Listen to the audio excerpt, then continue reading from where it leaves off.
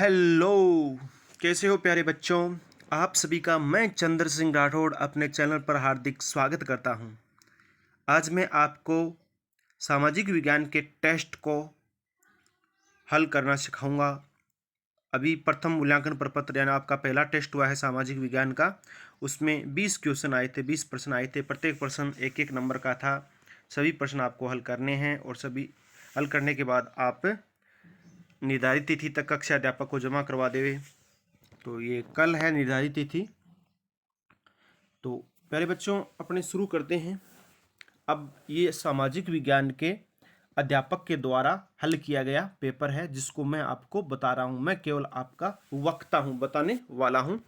तो प्यारे बच्चों शुरू करते हैं अपने इस वीडियो को। उससे पहले आप चैनल को सब्सक्राइब कर दीजिए, वीडियो को लाइक कर दीजिए और घंटे का निशान दबा दीजिए ताकि आपके पास ऐसी वीडियो की सूचना तुरंत पहुंच जाए।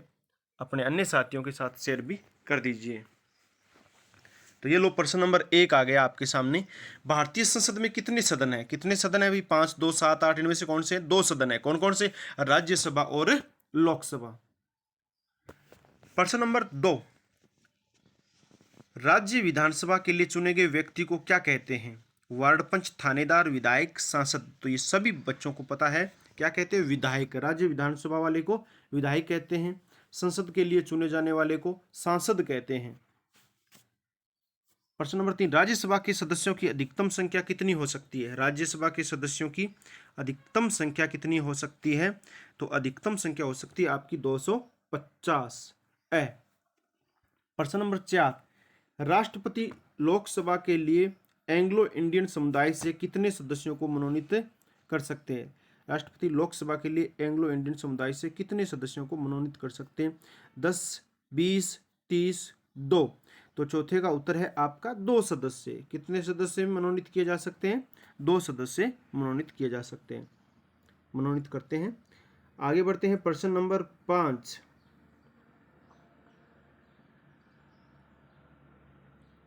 अगर कोई दल सरकार बनाना चाहता है तो उसे लोकसभा के कम से कम कितने सदस्यों का समर्थन प्राप्त होना चाहिए? यानी अगर कोई सरकार बनाना चाहता है तो लोकसभा के कितने सदस्यों का समर्थन होना चाहिए? 300, 272, 200 या 178। जैसे वर्तमान में नरेंद्र मोदी की सरकार है जिनको 272 प्लस सदस्य मिले हुए हैं। तो आपका ब उत्तर है। इनके पास तो 350 सदस्यों का समर्थन है लेकिन यहाँ 272 सदस्य ही पर्याप्त है। प्रश्न नंबर 6, संसद के कार्य है कानून बनाना, कार्यपालिका पर नियंत्रण रखना, राष्ट्रीय सरकार का चुनाव करना। बिल्कुल ये सभी कार्य है। तो आपका उत्तर हो जाएगा द। छठे का उत्तर क्या हो जाएगा? द हो जाएगा। प्रश्न नंबर 7वां देखिए, संसाधन जो बिना किसी संशोधन के सीधे उपयोग किए जाते हैं। टिकाऊ संसाधन, गैर प्राकृतिक संसाधन या प्राकृतिक संसाधन या ए और से दोनों। तो 7वें प्रश्न का उत्तर है आपका से, प्राकृतिक संसाधन। ये संसाधन जो बिना किसी संशोधन के सीधे उपयोग किए जाते हैं उसे क्या कहते हैं? प्राकृतिक संसाधन। तो 7वें का से। आगे बढ़ते हैं प्रश्न नंबर 8 की तरफ। प्रश्न नंबर 8 क्या है? संसाधनों का सफलतापूर्वक उपयोग कर उन्हें नवीनीकरण के लिए समय देना क्या कहलाता है? यानी सफल पूर्वक उपयोग करना और फिर नवीनीकरण करना, उस समय को क्या कहते हैं? संसाधन संरक्षण, सतत पोषण संरक्षण, संसाधन विलक्षण, संसाधन निरूपण। तो आपको 8वें का उत्तर बताना है। तो 8वें का उत्तर है संसाधन विलक्षण। क्या है? संसाधन विलक्षण। आगे बढ़ते हैं प्रश्न नंबर 9 की तरफ। ये लो प्रश्न नंबर 9, सौर ऊर्जा निम्न में से कौन सा संसाधन है? जैविक संसाधन, अनवीकरणीय संसाधन, नवीकरणीय संसाधन, इनमें से कोई नहीं। तो जैविक संसाधन है या अनवीकरणीय संसाधन है या नवीकरणीय संसाधन है? तो आपका है से, नवीकरणीय संसाधन। 9, नवीकरणीय संसाधन। 10, विकास और उपयोग के आधार पर संसाधनों को कितने भागों में वर्गीकृत किया गया है? 3 प्रकार, 2 प्रकार, 4 प्रकार या इनमें से कोई नहीं। तो 10वें का उत्तर क्या है आपका? 3 प्रकार। यानी विकास और उपभोग के आधार पर संसाधनों को कितने भागों में वर्गीकृत किया? तो 3 भागों में वर्गीकृत किया गया है। तो 10वें का उत्तर है आपका ए। अब बढ़ते प्रश्न नंबर 11, निम्न में से कौन सा कथन पेंटेट को सही तरीके से परिभाषित करता है? किसी विचार अथवा आविष्कार पर एकमात्र अधिकार, किसी कलात्मक पूंजी पर एकमात्र अधिकार, किसी व्यवसायिक बौद्धिक पूंजी पर एकमात्र अधिकार, उपयुक्त सभी। तो आपका 11वें का ए उत्तर है, किसी विचार अथवा आविष्कार पर एकमात्र अधिकार होना ही पेटेंट है, तो उस पर पेटेंट होता है। आगे बढ़ते हैं प्रश्न नंबर 12 की तरफ।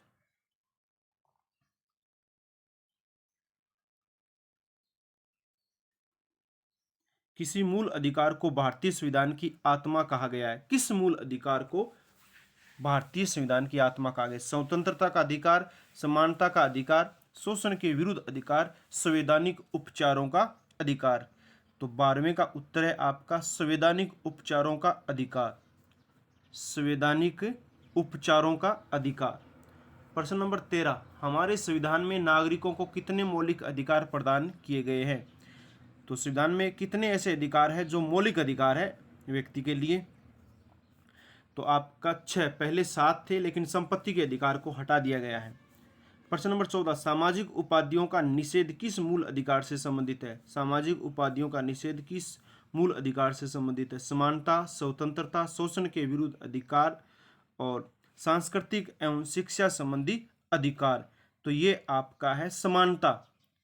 चौथा सामाजिक उपाधियां निषेध है, तो ये समानता के लिए कि सभी को सम्मान बोला जाए। तो प्रश्न नंबर 15, निम्न में से कौन एक धर्मनिरपेक्ष देश नहीं है? निम्न में से कौन सा एक धर्मनिरपेक्ष देश नहीं है?